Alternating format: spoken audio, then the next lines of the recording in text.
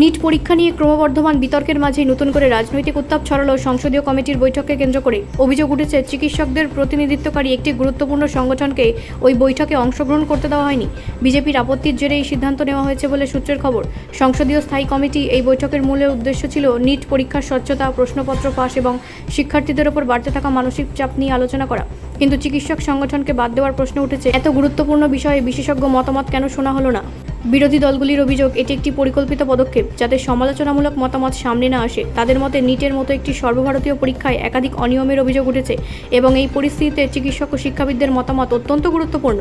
অন্যদিকে বিজেপির পক্ষ থেকে জানানো হয়েছে যে বৈঠকে অংশগ্রহণকারীদের নির্বাচন নির্দিষ্ট নিয়ম মেনেই করা হয়েছে এবং এখানে কোনো রাজনৈতিক উদ্দেশ্য নেই। তবে বিরোধীদের দাবি, এই ব্যাখ্যা যথেষ্ট নয় এবং বিষয়টি নিয়ে স্বচ্ছতা থাকা জরুরি।